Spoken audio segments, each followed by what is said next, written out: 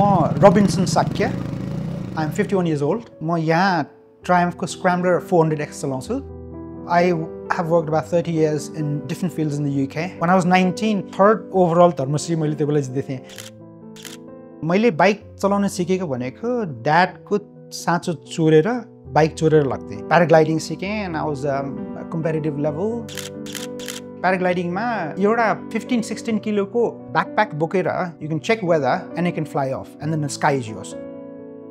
Keep yourself to the ground if you want to do more things in the ground. I took some unnecessary risk. मलाई चाहिँ फ्रान्सको त्यो एउटा हावाले धकेल्दाखेरि I crashed into a mountain, damaged my left ankle, open wound bleeding थियो. UK को डक्टरहरूले चाहिँ yeah we can save it. भन्दाखेरि that was my next question. Can I still ride a bike? जब मेरो एक्सिडेन्ट भयो for a year almost went into depression किनभने मलाई एकदम मनपर्ने चिजहरू स्कीइङ, प्याराग्लाइडिङ, हाइकिङ सब मैले गर्न पाएन. जब चाहिँ मेरो सेकेन्ड अपरेसन भयो यो स्टेबल बनाए त्यसपछि मैले मोटरसाइकल निकालेर माकुराको जालोसालो सबै हटाएर हाफ एन आवर जतिको जुन राइड गएर आएँ त्यसपछि त I think my brain was like almost entirely out of fog के. I still fantasize about it. I still look at the clouds every day, हैन. आज दिन यस्तो हुन्छ, आज हावा यताबाट आउँछ. ओहो आज कस्तो राम्रो वेदर छ क्रस कन्ट्री गर्नलाई. आज कतिजना मान्छे उडे होलान्, कहाँबाट कहाँ पुगे होलान्. लास्ट इयर एउटा मे होङ सोङ लुप भन्ने थाइल्यान्डको पनि गरेँ. अनि everywhere you go and do all these biking trips they all come with different experiences के. डिफ्रेन्ट ट्रेन हुन्छ, डिफ्रेन्ट कल्चर हुन्छ, डिफ्रेन्ट रोड्स हुन्छ हैन. मेरो लास्ट बिगेस्ट भनेको अस्ति मार्चमा म सोलो मुस्ताङ जाँदाखेरि त्यस्तो ट्रेन चाहिँ सायद वर्ल्डमा धेरै कम्ती नै हुन्छ. मैले बाइक एकचोटि बन्द गरेँ भने अर्को 15-20 मिनटसम्म कसैको आवाज नआउने. मेरो लागि I think it was one of the most beautiful experience. बाहिर कस्तो हुन्छ भने धेरै जस्तो युरोपियनहरू चाहिँ आइसोलेटेड हुन्छ, सिक्रेटेड हुन्छ, फ्रेन्डसिप सर्कल हुन्छ उनीहरूको आफ्नै अनि अरूहरूसँग मिल्दैन. ट्रायम्फ किनेपछि लेगेसीको हाम्रो फर्स्ट राइड बन्दीपुरको. म नेपालमा पहिला कहिले पनि ग्रुप राइड गएको थिएन.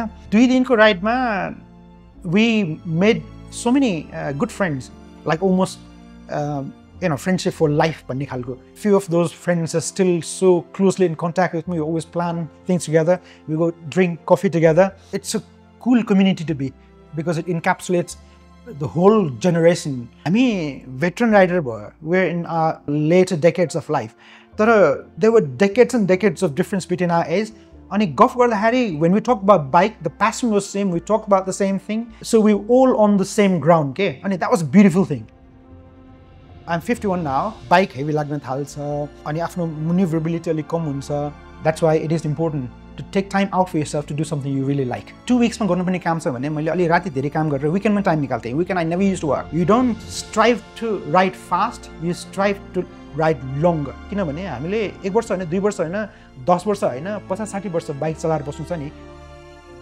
मेरो अलि रिसर्च चाहिँ स्क्रैम्बलर 400X भन्दा बाहिर गएकै छैन. I am so much in love with this bike. अब मोस्ट प्रोबेबली म युकेमा पनि सायद यही बाइक लिन्छु कि or maybe ट्रायम्फले अहिले नयाँ मोडलहरू निकै निकाल्दैछ भन्ने सुनेछु. अब let's wait and see if they have got something else. मैले याद गरेको चाहिँ हरेक बोल्टमा चाहिँ त्यो mark which is the sign of good engineering. किनभने त्यो मार्क राखेको भनेको टर्क सेट गरेको हो क्या. एक दिन फुल अफरोड चलाएर आउँदाखेरि पनि एउटा पनि स्क्रु ढिलो भएन. So that is another testament of good build quality. When I ride my motorcycle I feel complete. That's what I feel like.